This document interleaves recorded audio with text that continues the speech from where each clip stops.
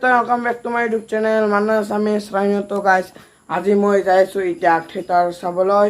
তো আজি সে অভিজিৎ ভট্টাচাৰ্যদেৱৰ ৰচনাৰে দৰযাত্ৰী। তো সকলোৱে গমে পায় অসমৰ চলচ্চিত্ৰ জগতৰ তথা মঞ্চ জগতৰ জনপ্ৰিয় অভিনেতা উৎপল দাস আৰু মহিলা অভিনেত্ৰী ময়ূৰী দত্ত।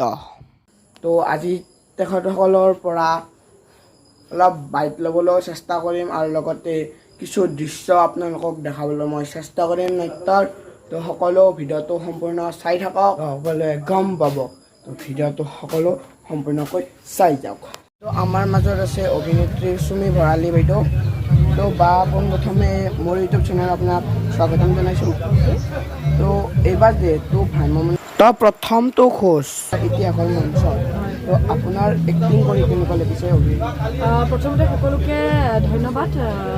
চেনেলটো সকলোৱে চাই থাকিব, ছাবস্ক্ৰাইব কৰিব, লাইক কৰিব, শ্বেয়াৰ কৰিব ন, ভাল লাগিলে। এইখিনিতে প্ৰথমতে ক'ব লাগিব যে ভ্ৰাম্যমাণত এবাৰ মোৰ প্ৰথম। মই চিৰিয়েল কৰিলোঁ, গান কৰিলোঁ, কিন্তু ভ্ৰাম্যমাণত এবাৰ মোৰ প্ৰথম খোজ। প্ৰথম আহিয়ে ৰাইজৰ বহুত বেছি মৰম পাইছোঁ আৰু খুব বেছি মৰমেৰে সকলোৱে আঁকোৱালি লৈছে।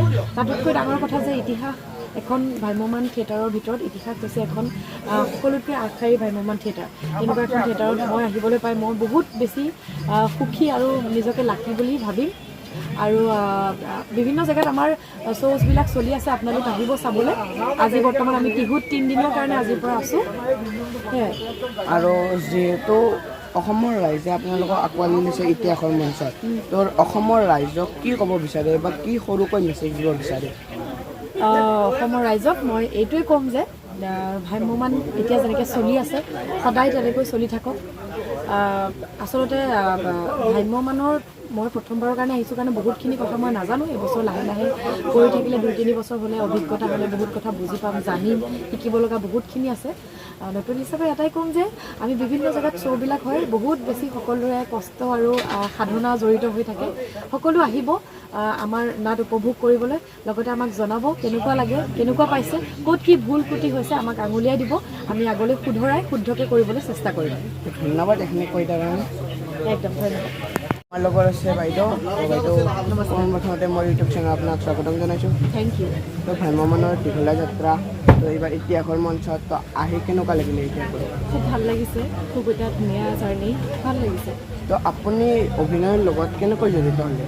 মই সৰুৰ পৰা নাটক কৰিছোঁ, তোমাৰ চিৰিয়েল কৰিলোঁ 2এখন, তেনেকৈ ভ্ৰাম্যমাণত আহিছোঁ।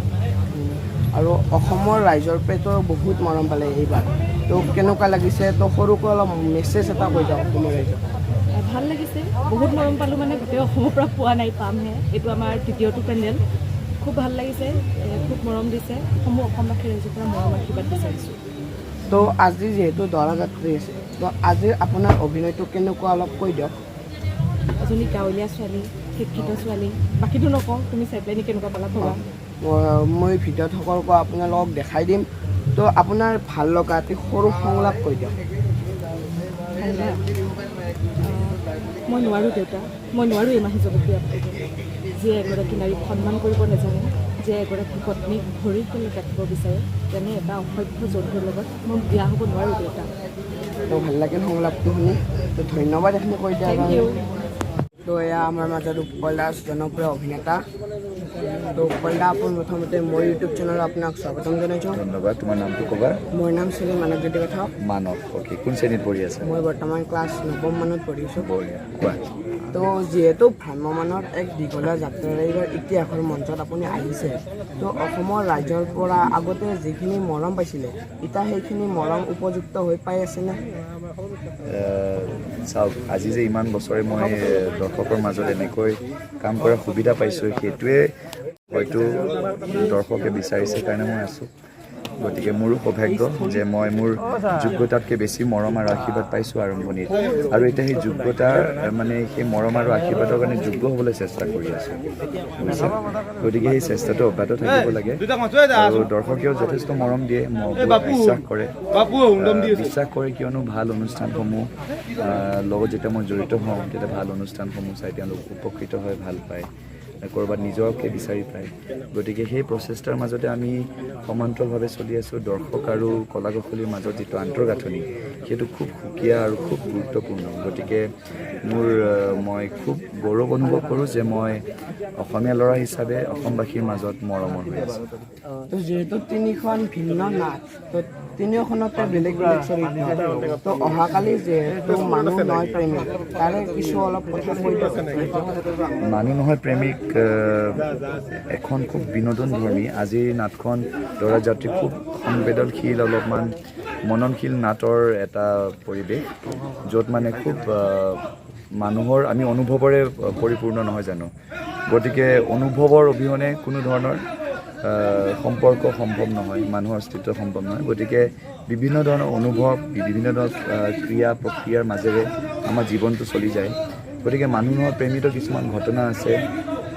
সেই দুৰ্ঘটনাটোলৈ কেনেকৈ ৰূপান্তৰ হয় আকৌ সেইটোৰ পৰা মানুহ কেনেকৈ উত্তীৰ্ণ হয় সেইখিনি ভাল পৰ্যায় পায় গতিকে সেই ধৰণৰ গোটেই যাত্ৰাটোৱে বহুত দীঘলীয়া গতিকে সেইখিনি উপলব্ধি কৰিবলৈ দৰ্শকে আমাৰ ইতিহাস থিয়েটাৰ প্ৰাংগণত উপস্থিত থাকিব লাগিব ইয়াৰ লগতে তৃতীয় নিশাৰ নিবেদন বিদায় নিশাৰ নিবেদন ৰামৰাজ্য লক্ষ্মণৰ যোগেদিও দৰ্শকে এটা ভাল বাৰ্তা পাব আৰু আমাৰ সৌভাগ্য যে এজন নাট্যকাৰৰ যোগেদি আমি তিনিখন খুব ভিন্ন সোৱাদৰ নাট লাভ কৰিছোঁ নাট্যদল হিচাপে আৰু আমাৰ গোটেই নাট্যদলটোৰ এটা প্ৰচেষ্টা যে সেই নাট্য ৰূপান্তৰ এটা যাতে সঠিক আৰু খুব সুন্দৰ উপস্থাপন আমি ইতিহাস থিয়েটাৰৰ মঞ্চত কৰিব পাৰোঁ গতিকে আশা ৰাখিছোঁ টিহুত প্ৰত্যেকজন নাট্যপ্ৰেমী ৰাইজে আহি আমাক উৎসাহিত কৰিব আনন্দিত কৰিব ধন্যবাদ এইখিনি বহুমূলীয়া সময় দিয়াৰ কাৰণে তোমালৈ বহুত আশীৰ্বাদৰ মন